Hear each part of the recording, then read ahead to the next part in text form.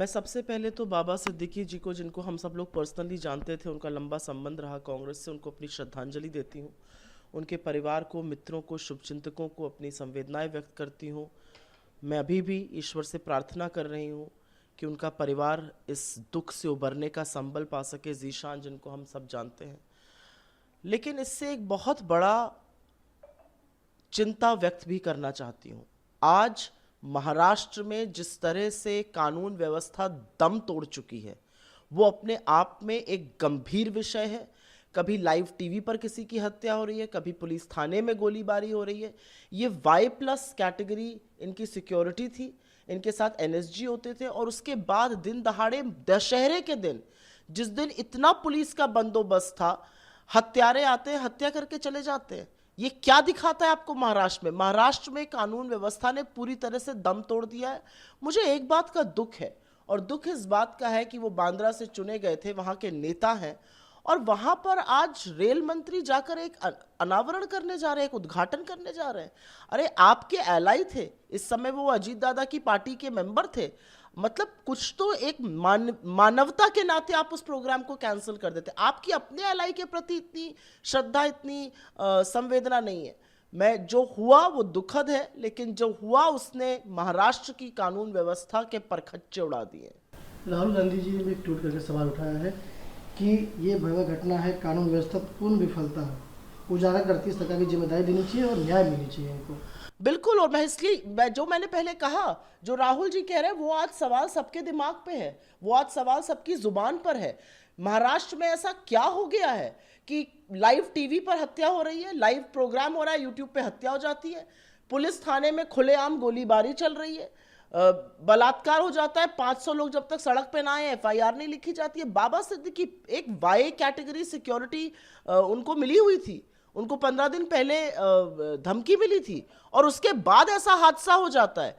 तो अपने आप में ये बहुत सारे सवाल उठाता है, ये महाराष्ट्र की कानून व्यवस्था पर सवाल उठाता है। और मेरा अपना मानना है कि जो तिगाड़ी की सरकार महायुति की चल रही है, इनका भ्रष्टाचार से ही मन नहीं भर रहा है, ये आपसी दंगल में इतने उलझे हुए हैं कि इनको कानून व्यवस्था से कोई सरोकार नहीं है।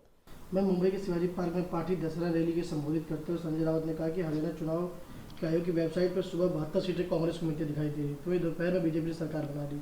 लग रहा है कि EVM में जो गड़बड़ी है। देखिए, हमारे पास, हमने तो साक्ष्य लेकर EC को दिया है, इलेक्शन कमीशन को, चुनाव आयोग को।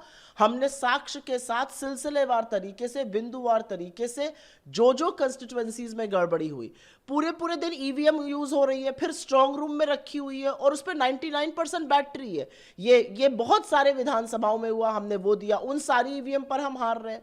हमने डेटा दिया, जिस तरह से 61% वोट शेयर आता है जब चुनाव होता है, वो बढ़ के 67% होता है। ये हमने लोकसभा चुनाव में भी होते हुए देखा था। हमने तो डेटा देकर चुनाव आयोग से कुछ सवाल किए हैं। अगर चुनाव की निष्पक्षता पर, अगर चुनाव की गंभीरता पर सवाल उठेगा, तो चुनाव आयोग को उस पर जवाब देना पड़ेगा। आज की तारीख में लोगों को यह यकीन है कि कुछ ना कुछ गड़बड़ी हो रही है, और साक्ष्य भी उस तरफ आपको दिखते हुए दिख रहे हैं।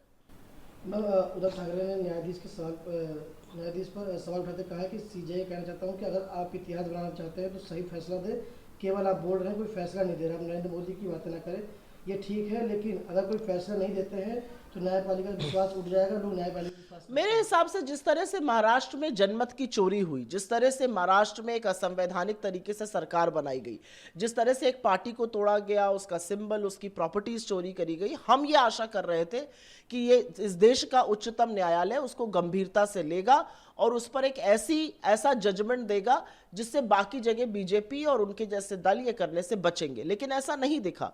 तो मैं उद्धव जी की जो संवेदना है, उद्धव जी की जो तकलीफ है, उसको समझती हूं।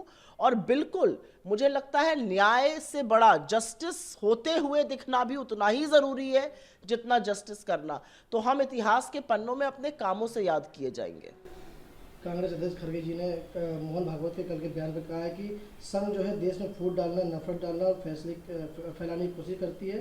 संघ देश के आरक्षण खत्म करना चाहती है, लोकतंत्र खत्म करना चाहती है और मुसलमान के बारे में गलत बयानबाजी करती है। बाबा सिद्दीकी की इतनी दर्दनाक हत्या हुई और उसके बाद संघ से जुड़े हुए कुछ अकाउंट जो उनके बारे में लिख रहे हैं, वो कितने निंदनीय हैं और कितने खराब हैं, और ये संघ की मानसिकता दिखाता है। संघ में नागरिकों को जो उनके साथ नहीं है उनको दोयम दर्जे का माना जाता है, चाहे वो महिलाएं हों, चाहे वो दूसरे तरह के लोग हों, या वो मुसलमान हो या कोई वो और अल्पसंख्यक हो। मेरा अपना मानना है जिस तरह की नफरत की राजनीति संघ बोती है और उसको फिर पनपाने के लिए उसमें नफरत का खाद, नफरत का फर्टिलाइजर डाला जाता है, वही उस चीज को उजागर करने के लिए कांग्रेस अध्यक्ष खड़गे जी ने दो टूक बात कही है कि जो लोग नफरत की बात करते हैं वो ये समझे कि हम आपकी नफरत को अपनी मोहब्बत से हराएंगे।